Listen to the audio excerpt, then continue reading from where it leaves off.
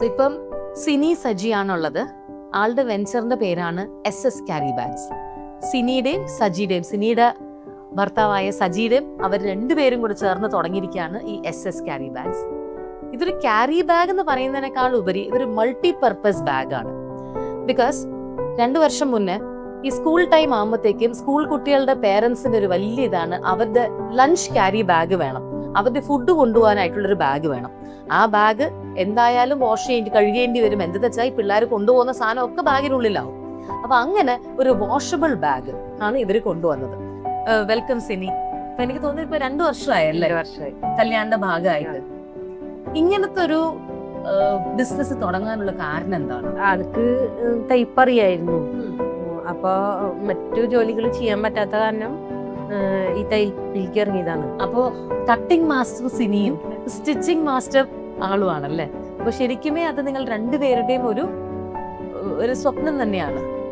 വേറെ ആരെങ്കിലും ഉണ്ടോ? വേറെ ആളുകൾ ആരെങ്കിലും ഇല്ല, ഞങ്ങള് തന്നെ ചെയ്യുന്നു.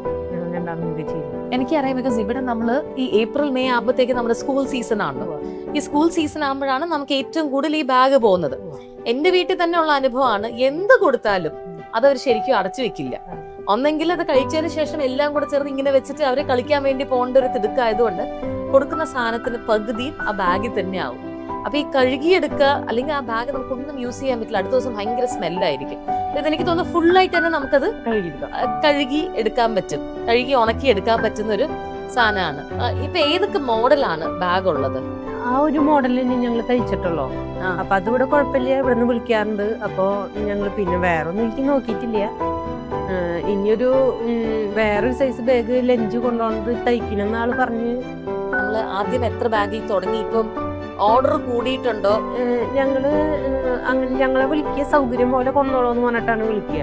100, 200, 300 അങ്ങനെ പല ഇതില് കൊണ്ടുവരും. ഈ ഒരു പ്രോഡക്റ്റ് ഒരു റെഗുലർ പ്രോഡക്റ്റ് ആണ് കുട്ടികളുടെ സ്കൂൾ ബാഗിന്, ലഞ്ച് ബാഗിന് പറയുമ്പോൾ.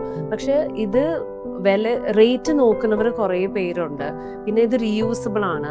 സോ അതിന്റെ പ്രോഡക്റ്റ് ഇന്നോവേഷൻ ചെയ്യുമ്പോൾ 1-2 മാറ്റങ്ങൾ എന്തെങ്കിലും ചെയ്തിരുന്നോ ഈ ഒരു ബഡ്ജറ്റിനകത്ത് കൊണ്ടുവരാൻ വേണ്ടി? ഇതിന്റെ തുണി എന്ന് പറഞ്ഞ മെറ്റീരിയൽ നമുക്ക് കാശ് കൊടുത്ത് ഒരിക്കലും വാങ്ങാൻ പറ്റില്ല.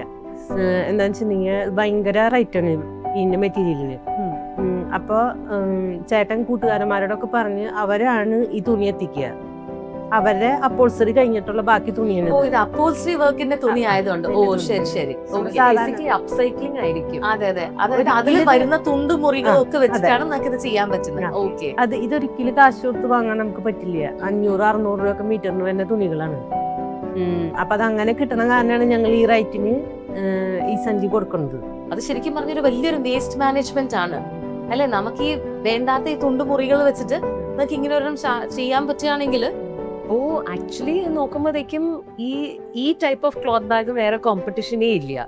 പക്ഷെ നിങ്ങളുടെ മെയിൻ കോമ്പറ്റീഷൻ പ്ലാസ്റ്റിക് ബാഗാണോ? നമുക്ക് പ്ലാസ്റ്റിക് കുറയ്ക്കാൻ വേണ്ടി ആ ഒരു ഉദ്ദേശത്തില് ഇത് നമുക്കൊന്ന് ഇത് യൂസ് ചെയ്ത് കഴിഞ്ഞാൽ വിൽ ഇറ്റ് ബി ഹെൽപ്ഫുൾ. ഇത് യൂസ് ചെയ്യാൻ നല്ലതാണ്. മറ്റുള്ള പ്ലാസ്റ്റിക് പോലെ ഇല്ലല്ലോ, റീയൂസബിൾ ആണ്. കഴുകിയിട്ടായാലും ഇത് യൂസ് ചെയ്യാൻ പറ്റും. ഇങ്ങനത്തെ ഒരു ഇതിൽ വന്നത് നിങ്ങളുടെ സമയം മാറ്റി വെച്ച് ഇവിടെ വന്നത് എനിക്കറിയാം. ആഴ്ചയിൽ 3 ദിവസം ആൾക്ക് ഡയാലിസിസിന് പോകേണ്ടതാണെന്നും. അപ്പോൾ ആ ഒരു സമയം കണ്ടെത്തി നിങ്ങളോട് വന്നല്ലോ, വളരെ സന്തോഷം. അതുപോലെ പുതിയ ഇന്നോവേറ്റീവ് പ്രോഡക്റ്റ് ആയിട്ട് നമുക്ക് ഈ വർഷം ഏപ്രിൽ മെയ് സീസണിൽ കുറച്ചുകൂടെ പ്രോഡക്റ്റ് കൊണ്ടുവരും. നിങ്ങൾ വളരെ ബഡ്ജറ്റ് ഫ്രണ്ട്ലി ആയതുകൊണ്ട് ആളുകൾക്ക് നമുക്ക് 1-ന് പകരം 2-3 പ്രോഡക്റ്റ് തന്നെ മേടിക്കാനും പറ്റും. So all the best Sini and happy women's day. Happy women's day. Happy women's.